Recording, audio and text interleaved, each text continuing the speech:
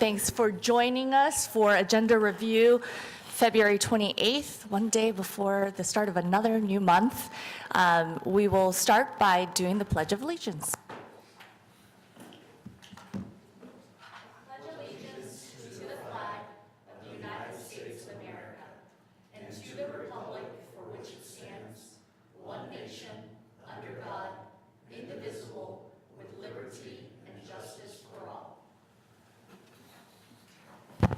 Thank you all for joining. City Manager Layton's not here, so Assistant City Manager Troy Anderson is taking over today. Thank you, Mayor. Page one, we have a couple of proclamations and a couple of speakers for public agenda. Page two, new business, item number one. This is a financial advisory services contract. City staff went out RFP. Contract that was selected is Piper Sandler, which has been our financial advisor service in the past. And so this will be a new contract with them. Item number two, this is the lease and operating agreement for the MAC. This is the lease and operating agreement with MAC Board Inc. In fact, it just kind of hit your desk this morning, so that should have all been distributed to you all.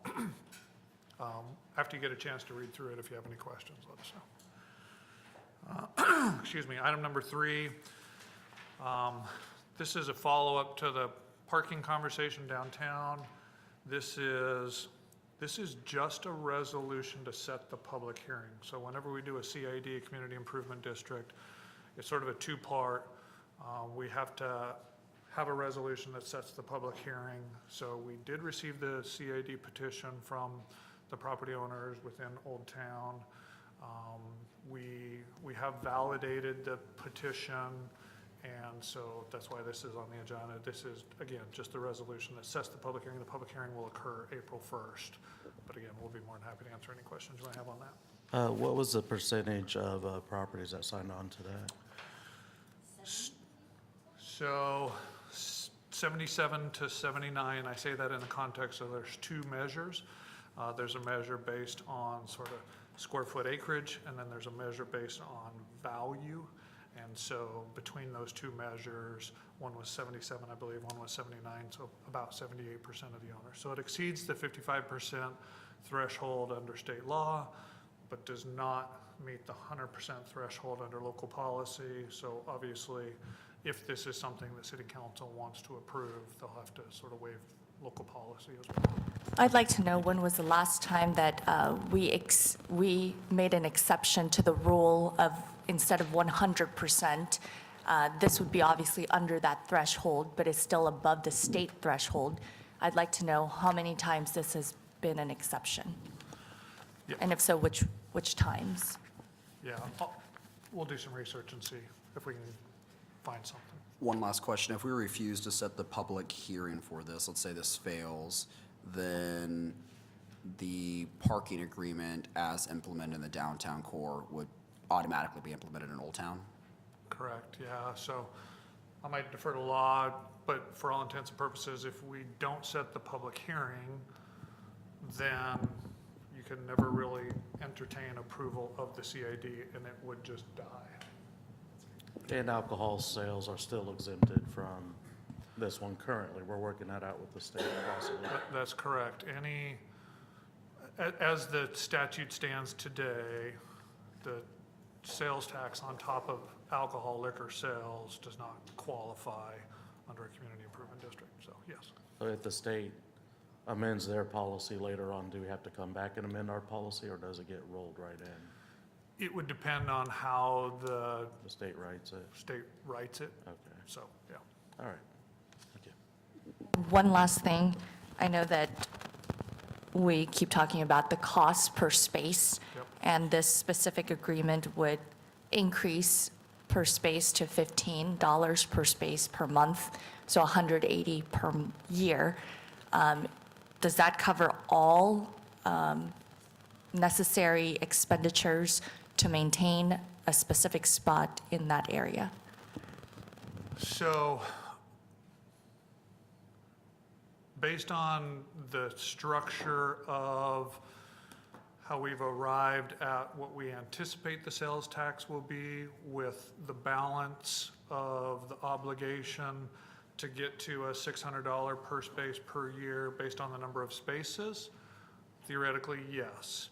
Depending on how those sales tax come in, if they're lower than projected, the way that CAD petition was drafted was an idea to kind of respread those special assessments. So 1 year might be 15.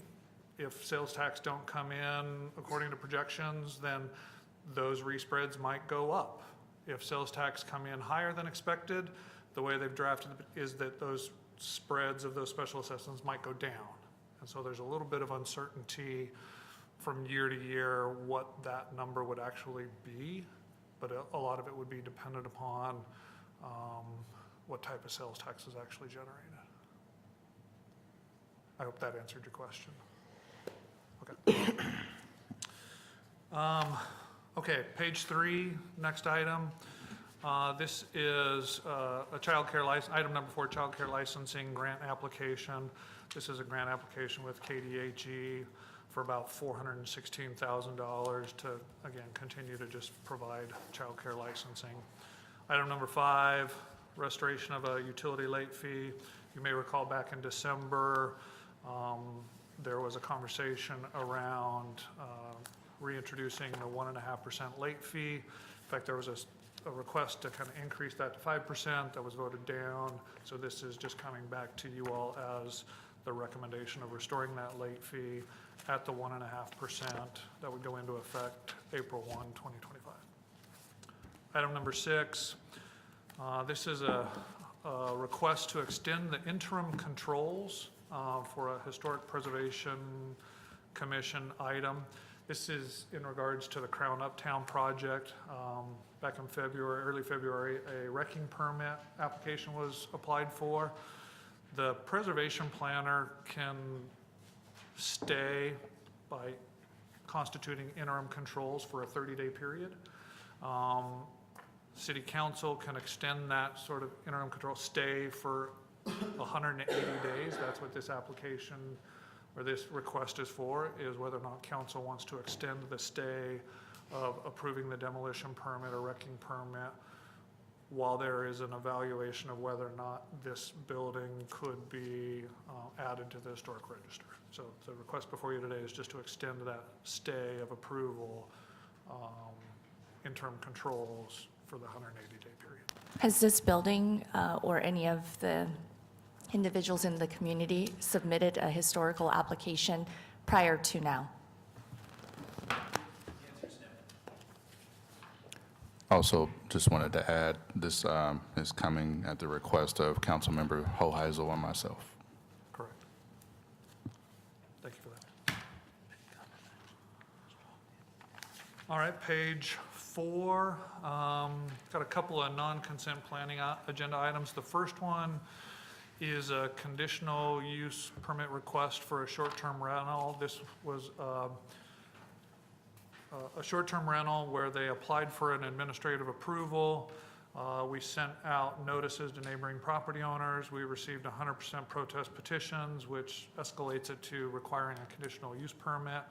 That went before the Planning Commission, and Planning Commission recommended denial. So this is an appeal of that Planning Commission recommendation to deny the conditional use permit request. So a little unique in kind of how we're handling that approval of that short-term rental. Item number 2 is a conditional use for a major utility. This is it's an internet exchange point. So it's new to the kind of community. It's one of a kind within the community. It's a telecom network interconnect and exchange. So there were a few minor differences between the conditions between MAPC and the DAB.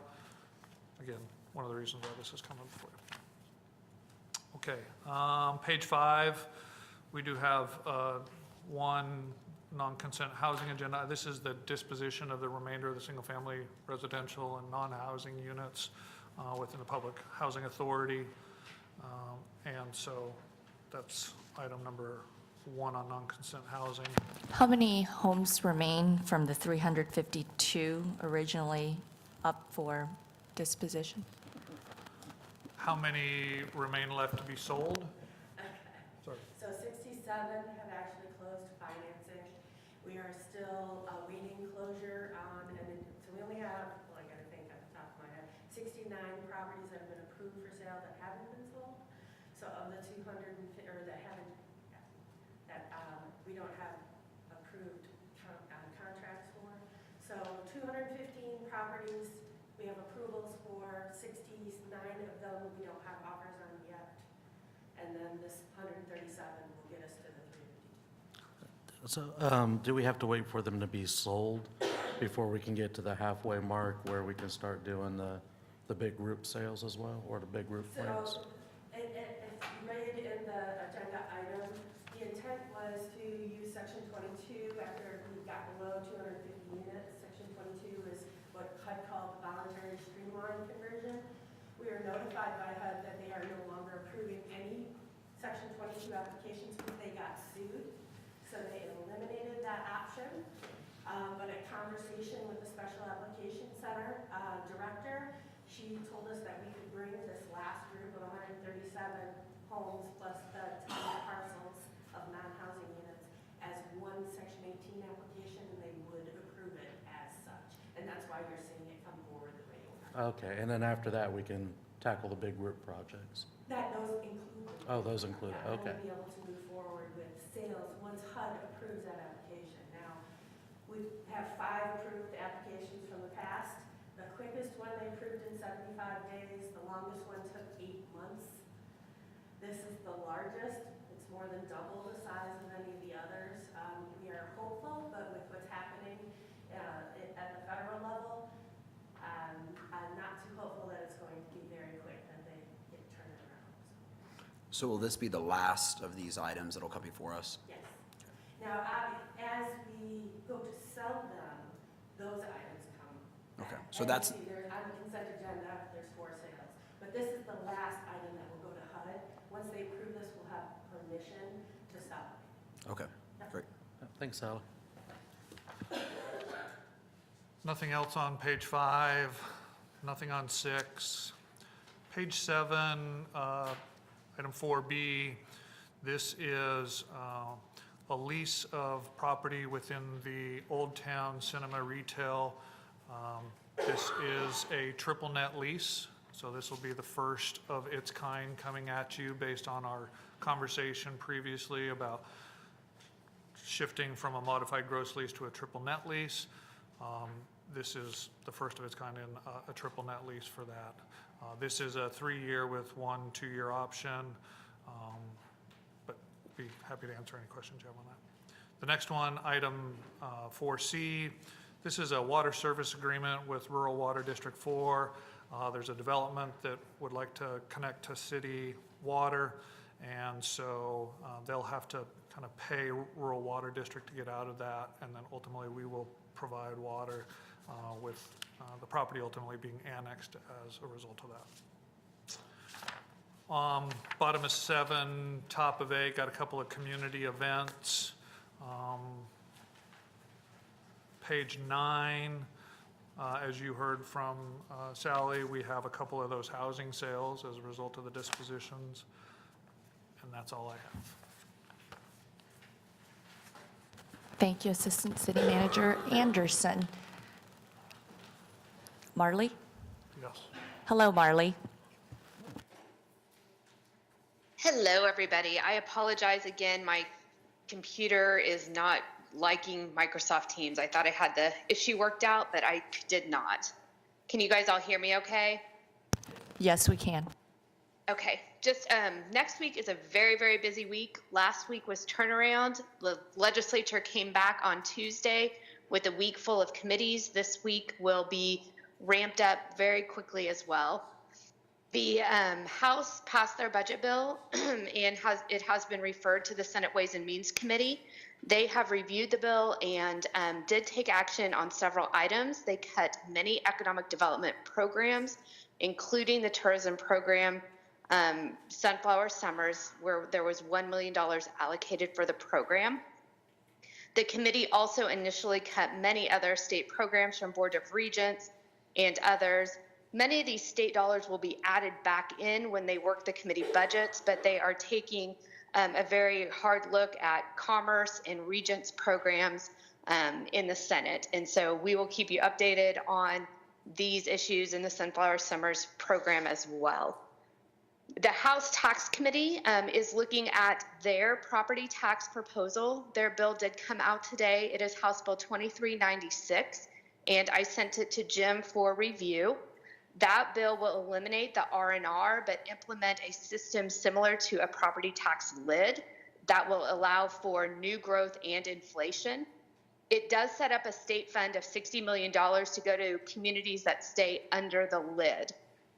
If a taxing entity proposes to exceed the lid, it would be subject to a petition, and the limitations would only apply if the legislature appropriated the money each year for the fund.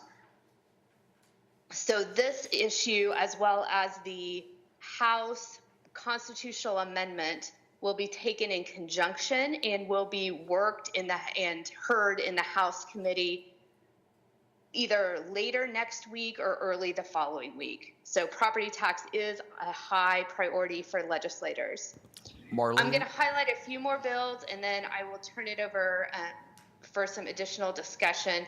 The KBA's local deposit bill 2152, there has been agreement reached between KBA and local communities. The proposed amendments will be worked by the House Financial Institutions Committee next week. There is a bill, Senate Bill 178, that requires local law enforcement to enter an agreement with federal agencies to enforce federal immigration laws. That bill will be heard on Thursday. And then House Bill 2377, which is a Sedgwick County bill to allow for them to reduce their mill levy without a reduction in the sales tax formula. There was some concern over the initial formula in the bill, but with some conversations, I believe that formula will be revised so that the city of Wichita will not see any reduction. And then on Monday, there is a hearing on Senate Bill 252, which is a local government contingency fee contract bill. And I will turn it over to Jennifer from some conversation on this bill. Thank you, Marlene, Mayor, council members. It's Senate Bill 242, and as Marlene said, it does involve legal services. This is similar to a bill that was floated in 2020. It's our recommendation that city oppose this. It has been, through my understanding is through balloon amendments and discussions, a lot has been amended and changed and limited and watered down, if you will. However, it is still at its core infringement on cities' local control, and I think in conflict with the Kansas Constitution's home rule protection for cities, and I think the city should be on record as opposing it for those reasons. Jennifer, can you explain that a little bit further? So currently, we obviously have, the city of Wichita has a legal department, but you also contract out for legal services. That's I right. believe last year it was was it 1 point? It varies from year to year, across the board, including, it could be over $1 million for different services. This does, we contract, competitively for certain needs. This is for contingency fee-based contracts. And it is just requiring the cities how they would contract with it, telling the cities how to have a meeting about it and what has to be in the agenda of the meeting and the justification for such a contract. And then it would have to be submitted to the Kansas Attorney General for review, and the Kansas Attorney General would have a time frame to make a decision whether it's approved or not. Sorry, the number was actually 613,000. That sounds right. In legal It services last year. Hovers around that number. And 2023 was 1.5 million. Thank you. So it is, because it is, we think, an issue of local decision on how the city, contracts for services, we think it's simply at its core a violation of the home rule protection. And as I said, it has been amended. There have been negotiations and things have been carved out of it, but it's still there, so. If it's, I hear no objections, I'll submit testimony under my signature. I won't testify in person, but it'll just be written testimony. It'll be submitted for the hearing.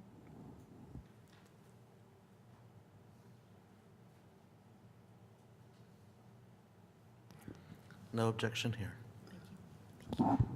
Marley, I have a quick question. If we go back to the House tax plan, could you elaborate more on the setup of state fund of $60 million to go communities to stay under the lid? What would be eligible for that? Just what would the state fund be used for? I believe it could be used for anything. It would kind of be similar to the LAVTRF funds that have been eliminated in the past, but it's my understanding that you could use the funds for anything. I have not fully read the bill, but that is my understanding of the conversation. Last, would it be proportional based on population or? And again, I don't have the answers to that, but it would be a fund that all local governments could apply for. So it would be all cities, counties that do stay under the lid. Okay, thank you.